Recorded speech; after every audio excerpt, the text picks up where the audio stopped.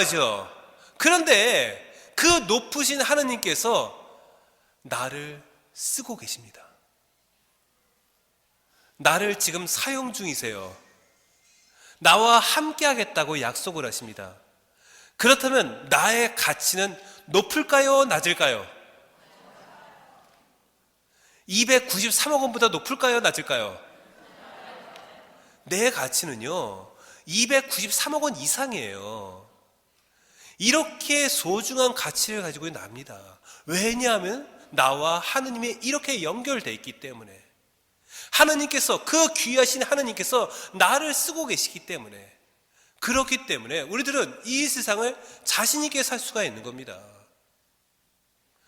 그렇게 높은 가치를 가지고 있는 나, 내가 못할 것이 과연 무엇이 있겠습니까? 그런 측면에서 우리는 명품이 아닌가 싶어요. 그렇지 않습니까? 세상에 하나밖에 없는 하나님께서 나를 쓰고 계시는 가장 귀한 명품이 납니다. 그런데 앞선 얘기 잠깐 돌아가면은 우리들은 명품 되게 좋아합니다. 명품 좋아하는 이유가 뭐예요? 귀하니까. 세상에 몇 개 없으니까. 그래서 그 명품을 소중하게 생각하고 그 명품을 항상 내 몸에 지니려고 합니다.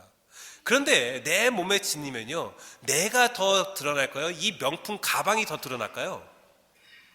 사람들은요, 명품 가방을 더 보게 됩니다.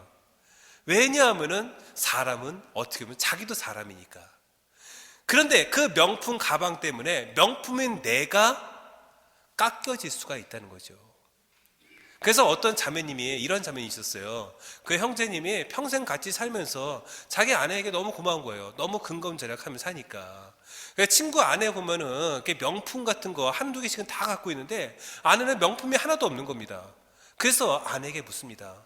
여보, 당신은 명품 갖고 싶지 않아? 딱 이렇게 물었어요. 그랬더니 아내가 이렇게 말합니다. 내가 브랜드인데 뭐. 자기가 명품이라 명품이 필요 없다는 거죠. 바로 이 세상 살 때 우리가 잊지 말아야 될 것이 있어요. 내가 명품이라는 사실.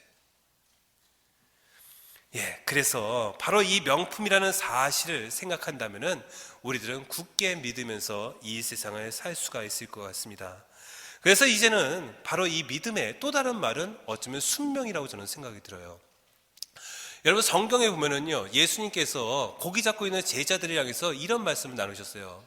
당신은 목수였죠. 목수였는데도 불구하고 어부인 제자에게 어떤 말을 했냐면은 배 오른편에 그물을 놓아라 라고 말을 합니다. 그죠? 기억나십니까? 그리고 깊은 데로 가서 그물을 놓아라 이런 말도 하셨어요. 그죠? 기억나시죠? 이 말이 뭐가 중요한 것이냐면요, 배 오른편에 고기가 많기 때문에 그곳에 그물을 놓으라는 얘기가 아니었어요. 깊은 곳에 고기가 많기 때문에 그곳에 그물을 놓으라는 얘기가 아닙니다. 바로 당신 말에 순명하라는 말이었습니다. 바로 제자들은 그 순간에 바로 이곳에 고기가 많을까? 의심하지 않죠. 당신께서 이렇게 말씀하시니까 그대로 따르겠습니다 라고 말을 하면서 그곳에 그물을 놓습니다. 바로 믿음이란 이런 거라는 거예요.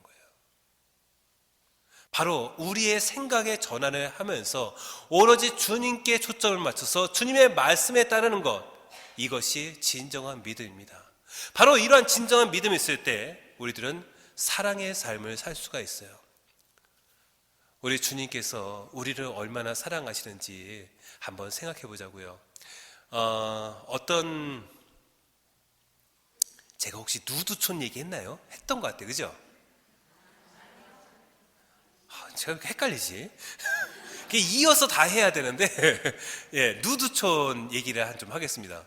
어떤 신부님한테 그 신자들이 찾아왔습니다. 신부님, 저희가 여름마다 어디로 휴가를 가는데 글쎄 그 휴가지에 신부님이 안 계셔서 미사를 할 수 없어요. 신부님, 이번에는 저희가 꼭 미사하고 싶은데 신부님 와줄 수 있어요? 딱 부탁합니다. 신부님께서 자신 있게 말씀하시죠. 신자들이 있는데 신부가 가야죠. 제가 무슨 일 있어도 가겠습니다. 딱 단언을 했습니다. 그런데 그 신자들이 아주 어렵게 말합니다. 신부님, 그런데 저희가 가는 데가 누드촌이에요 라고 말하는 거예요. 근데 신부님이 약속했으니 못 가겠다고 말을 못 하겠는 거예요. 그리고 이제 약속 날짜가 가까워지고 있습니다. 그러면서 신부님이 걱정이 되는 거예요. 내가 누드촌에 가서 미사를 하면은 옷을 입어야 되나 말아야 되나. 도대체 이게 보통 걱정이 아닌 겁니다. 그러면서 막 고민에 쌓였어요. 고민에 쌓인 상태에서 이제 드디어 가게 되었습니다. 딱 가가지고서 이제 그래, 내가 신자들을 위해서 여기까지 오기로 했으면은 내가 신자들 편에 서야지. 내가 만약에 옷을 입고 있으면 신자들이 얼마나 불편하겠어. 그래서 신부님이 벗고 입장을 하셨습니다. 올 누드로 입장을 하셨습니다. 바로 이렇게 입장하고 있는 순간에 그 신부님은 절망에 빠지죠. 글쎄 신자들은요, 신부님이 쑥스러울까봐 모두 그날만 옷을 입고 있었어요. 신부님은 옷을 벗고 신자들은 옷을 입고, 아주 웃긴 상황이 된 거죠. 근데 저는 이 이야기 보면서 이 모습이 예수님 모습이구나 라는 생각이 들었습니다. 예수님께서 2000년 전에 이 땅에 오실 때 옷 입고 오셨어요? 올 누드로 오셨습니다. 하느님의 아드님께서 올 누드로 이 땅에 오셨습니다. 상당히 부끄러운 행동이에요. 굉장히 그 나약한 인간들 앞에서 당신의 모든 것을 벗은 몸을 보여준다는 거 얼마나 부끄럽겠어요. 그런데 가장 힘없는 모습, 가장 낮은 자의 모습으로 이 땅에 오셨어요. 그리고 돌아가실 때는 어떻게 돌아가셨어요? 역시 빤스만 입고 돌아가셨어요. 얼마나 부끄러운 상황이에요. 그 당시에 십자가형이라는 것은 가장 큰 중형을 얻은 사람만이 받는 형벌이었죠. 굉장히 부끄러운 상황입니다. 그런데도 불구하고 예수님께서는 바로 우리들을 위해서, 우리들을 너무나도 사랑하시기 때문에 그러한 부끄러움을 마다하지 않습니다. 바로 예수님께서도 이렇게 부끄러움을 마다하고 이 땅에 오셨는데, 하물며 주님을 믿고 따른다는 우리들은 어떻게 해야 되겠습니까? 우리 역시도 용서의 삶을 살아야 돼요. 우리 역시도 사랑의 삶을 살아야 됩니다. 제가 우리 교구에 어떤 신부님이 있는데, 그 신부님이 초보 때였습니다. 초보 때에 차를 샀어요. 한국 돈으로 50만 원짜리 차를 샀습니다. 15만 킬로 뛴 차였어요. 정말 굴러가는 게 신기했습니다. 그런데 열심히 타고 다녔습니다. 초보 때 비싼 차, 새 차 사면은 사고 나면 아깝잖아 하면서 중고차로 이렇게 운전 실력을 키워야 된다고 중고차를 사셨습니다. 정말로 불안불안하게 운전하셨습니다. 그런데 조금 지나니까 운전도 하면 늘잖아요. 한 달 정도 지나니까 자신감이 붙은 거예요. 이제 전에는 무조건 딱 핸들 잡고 앞만 바라보며 가던 그분께서 이제는 여유가 생겼어요. 라디오도 틀 수가 있게 되었고요. 담배도 필 수가 있게 된 거예요. 그런데 이 신부님께서 이제 이렇게 여유가 생기다 보니까 한눈을 파시다가 사고를 냈습니다. 글쎄 앞에 정차되어 있는 신호 대기 중인 차를 뒤에서 박아버린 거예요. 너무 세게 박아버렸습니다. 그러면서 그 앞차에요, 범퍼가 주저앉았어요. 신부님께서 너무 깜짝 놀라가지고서 딱 내렸습니다. 딱 내리는 순간에 앞이 캄캄해지더래요. 왜냐하면 벤츠를 박았습니다. 50만 원짜리 차가. 신부님께서 너무 깜짝 놀라가지고서 이거 어떡하지? 그러면서 그 상황을 어떻게 대처해야 될지 정말로 새카매졌다고 합니다. 더군다나 그날따라 로만 칼라도 안 한 겁니다. 로만 칼라 했으면 신부라고 좀 봐주세요라고 말할 텐데 그냥 일반 사복을 입고 있었던 거죠. 그래서 정말로 90도로 고개를 인사를 하면서 정말로 죄송하다고 하고 말을 했다고 합니다. 근데 그 운전하신 분이 이렇게 말씀하시더래요. 괜찮아요. 별로 뭐 다치지 않았는데요. 그냥 가세요. 딱 그러더랍니다. 신부님 너무 깜짝 놀랐대요. 아니 범퍼가 주저앉았는데, 그래가지고서 제가 그러면은 범퍼라도 제가 이렇게 수리해 드리겠습니다. 딱 그랬대요. 그때 그 형제님께서 하시는 말씀이 괜찮습니다. 이 범퍼라는 건 차 보호하기 위해서 있는 거니까 오히려 범퍼가 주저앉으면 차에는 지장이 없어요. 괜찮습니다. 그냥 가세요. 이렇게 말씀하시더래요. 신부님이 감동을 받으셨대요. 그리고 나서 신부님께서 행동이 바뀌었어요. 프로그램 중에 이거 있죠. 우리 애가 바뀌었어요. 신부님이 바뀌었습니다. 신부님도요, 이제 나중에 계속 운전하면서 사고 많이 겪게 되었죠. 그런데 사고 겪을 때마다 자꾸만 그 생각이 나더라는 겁니다. 예, 뒤에서 박는 경우 몇 차례 있었습니다. 그때마다 아이 그냥 가세요, 괜찮아요 라고 말할 수밖에 없더랍니다. 어떤 때는 옆에서 박았다고 합니다. 그래도 괜찮습니다, 그냥 가세요 라고 말했죠. 예, 차문이 열리지도 않아요. 그래도 그냥 가세요, 괜찮습니다 라고 말하게 되더라는 겁니다. 그 신부님이 그러한 용서를 받았기 때문에 자기 역시도 용서할 수밖에 없더라는 거죠. 바로 주님께서 사랑을 하는 것은 이 세상 전체가 사랑의 공동체가 되기를 원하셨던 거예요. 그렇다면 그 사랑의 공동체가 되기 위해서는 내가 먼저 사랑을 베풀어야 된다는 거죠. 바로 나의 작은 사랑 하나가 이 세상 전체에 펴지게 되는 그 커다란 사랑이 될 수가 있는 것입니다. 그렇기 때문에 가장 중요한 것은 사랑이라고 저는 말할 수가 있는 것 같아요. 그런데 우리들은 이것저것 다 필요하다고 생각을 합니다.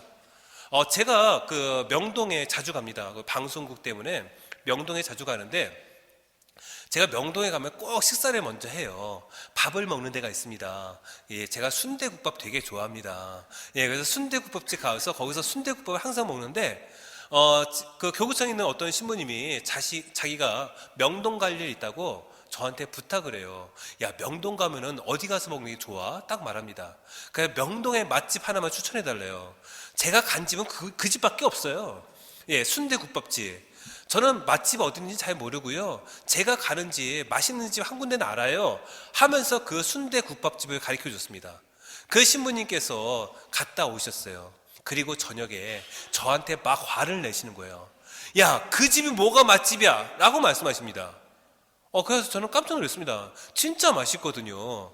그래서 왜요? 그랬더니 나는 이 집처럼 불친절한 집 처음 봤어 라고 말합니다. 그 집이요, 할머니 혼자서 하세요. 그러다 보니까 굉장히 무뚝뚝하세요. 예, 불친절합니다. 다 셀프예요. 예, 그래서 제가 말씀드렸습니다. 할머니 혼자 하시니까 그럴 수 있지요. 그랬더니 또 이렇게 말씀하세요. 난 이렇게 지저분한 집 처음 봤어 이렇게 말합니다.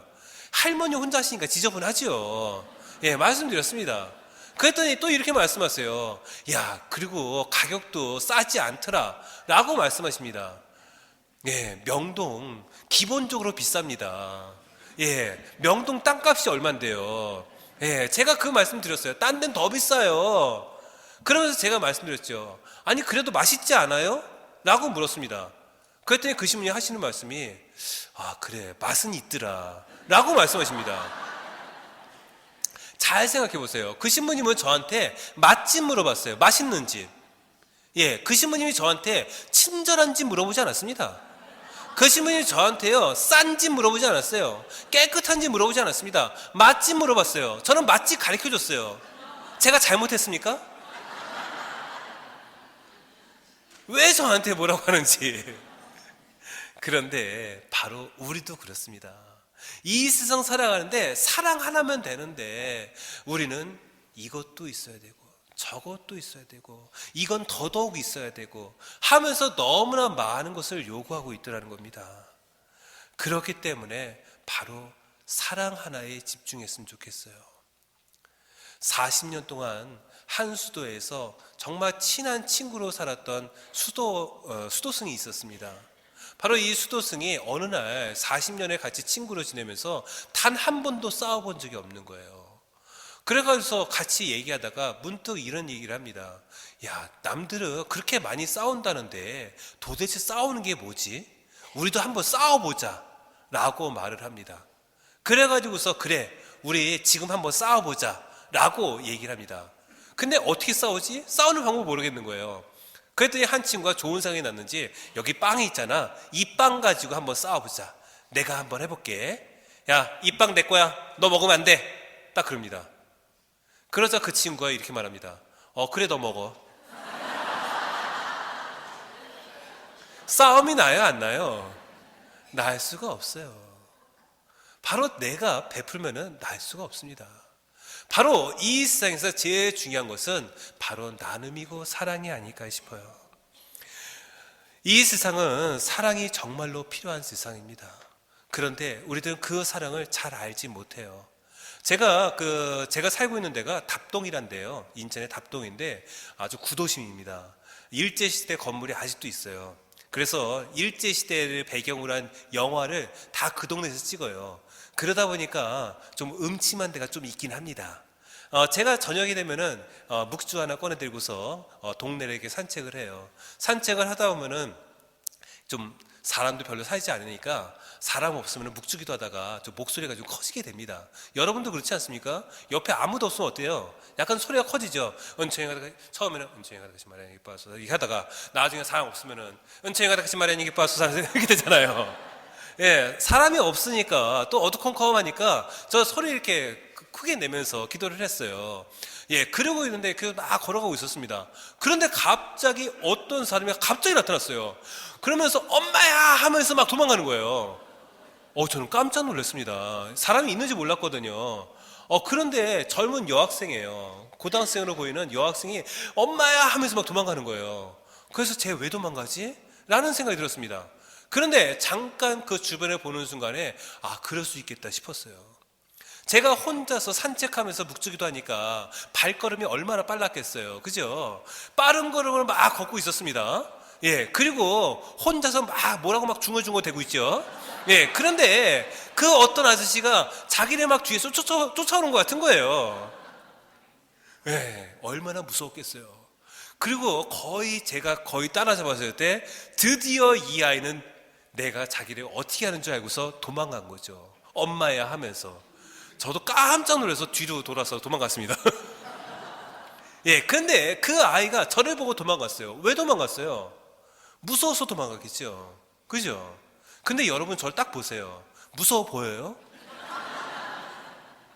무서워 보입니까? 예, 눈도 처져가지고 굉장히 선해 보이지 않습니까? 예, 그런데 제가 무섭다고 도망치는 그 아이 보니까 그 아이가 왜 도망갔겠어요? 저를 모르니까 도망갑니다. 우리도요, 하느님을 모르면 하느님께서 그 큰 사랑을 줘도 모르고 도망갈 수 있어요. 하느님을 알기 위해서 노력해야 돼요. 우리 삶 안에서 하느님을 알 수 있는 게가 너무나도 많습니다. 미사를 통해서, 그리고 매일 읽는 성경 말씀을 통해서, 그리고 내가 이웃과의 만나는 그 사랑의 그 만남 안에서 하느님을 충분히 느끼고 알 수가 있어요. 그 알을 내가 무시한다면 하느님이 내 곁에 와도 엄마야 하면서 도망갈 수밖에 없습니다. 따라서 사랑하기 위해서 첫 번째 아십시오. 그리고 두 번째는요, 나의 사랑을 점검하십시오. 항상 점검하셔야 됩니다. 예, 자기가 뚱뚱하다는 것을 알면요, 다이어트를 할까요, 안 할까요? 안 합니까? 자기가 고도 비만인 걸 알아요. 그러면 다이어트를 시도할까요, 안 할까요? 시도합니다. 자기가 공부가 부족하다는 것을 알아요. 공부할까요, 안 할까요? 합니다. 부족하다는 걸 알아야 하죠. 자기 공부 부족하지 않아요. 그럼 공부하겠어요? 이 정도면 충분히 하면 절대 안 하죠. 공부 부족하다는 걸 알아야지 공부를 합니다.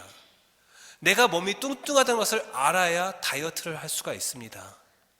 사랑도 내가 부족하다는 것을 알아야 사랑할 수가 있습니다.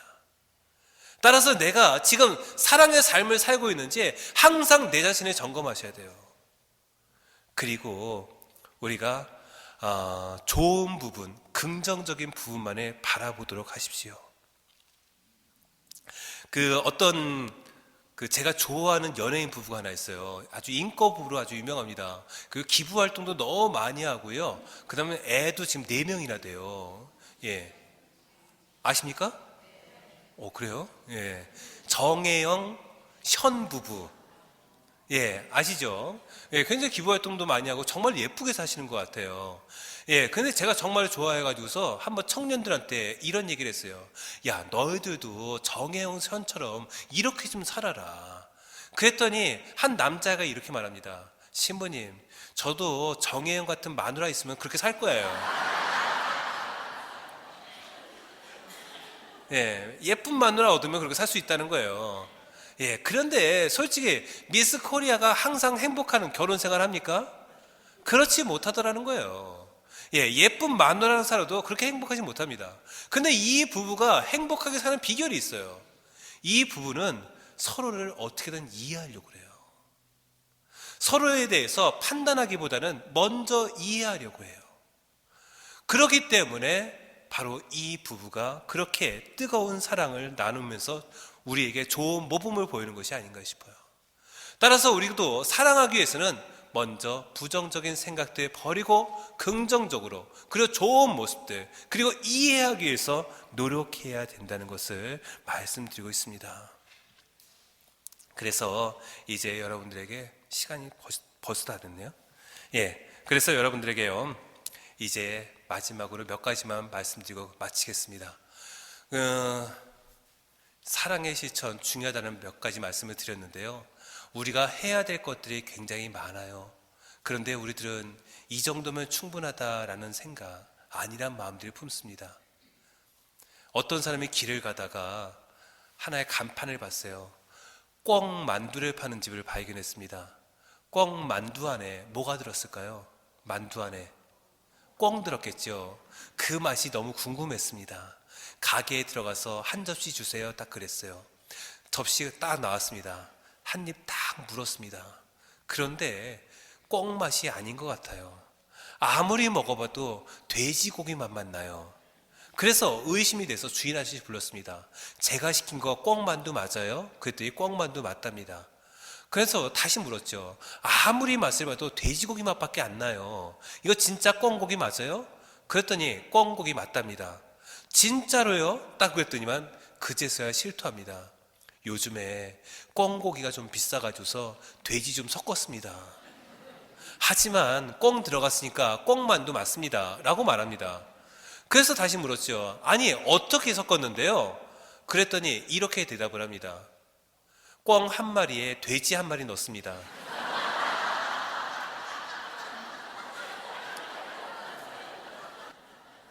어때요? 이 정도면 충분할까요? 이 정도면 절대로 충분하지 않습니다. 그런데 그 주인은 이 정도면 충분하다라고 생각을 했습니다.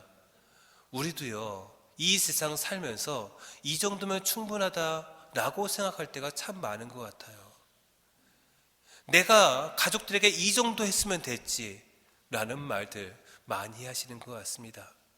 내 친구들과의 관계 안에서도 내가 이렇게 했는데 어떻게 나한테 이렇게 할 수가 있어? 라고 말을 합니다. 이는 신앙생활 안에서도 역시 마찬가지입니다. 내가 이렇게 신앙생활 했으면 됐지 여기서 어떻게 더 열심히 해? 라고 말을 합니다.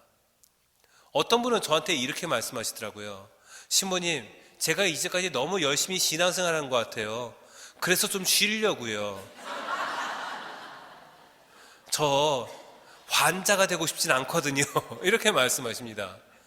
어떤 분께서 또 이렇게 말씀하세요. 신부님, 저처럼 이렇게 봉사활동 많이 하시는 사람이 어디 있어요? 이제 다른 사람 좀 시켜요 라고 말씀하십니다.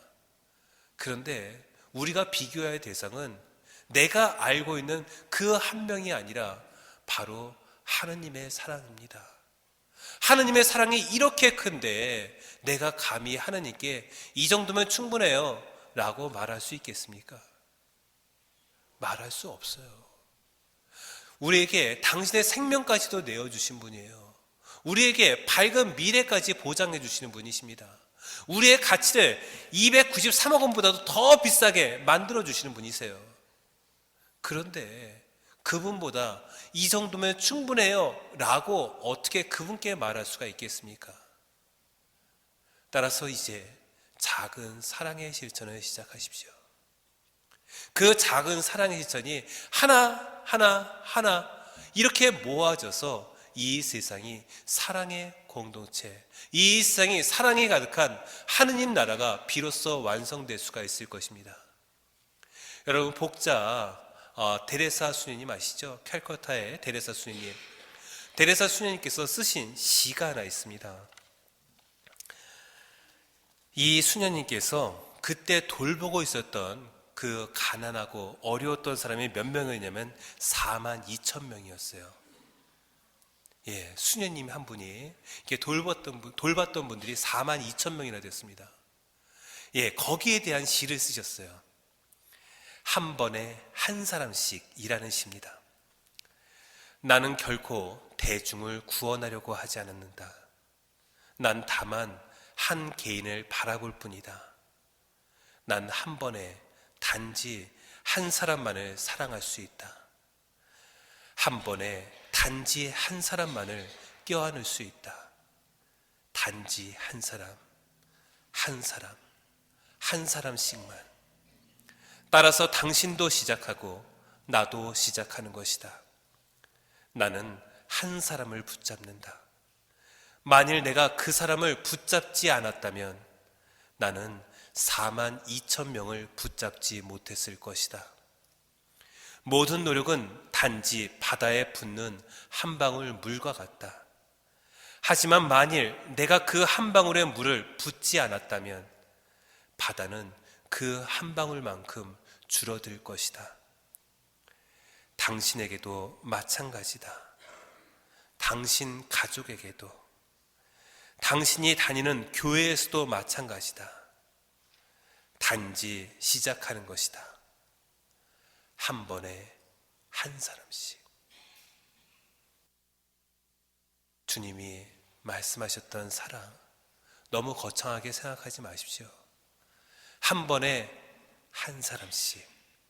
바로 이러한 마음으로 사랑을 실천해 나간다면 이 세상, 우리 주님께서 말씀하셨듯이 아직 완성되지 않은 하느님 나라지만 바로 우리들의 그런 사랑들이 모이고 모여서 완성되는 하느님 나라를 바라볼 수가 있을 것입니다. 한 번에 한 사람씩 사랑합시다. 감사합니다.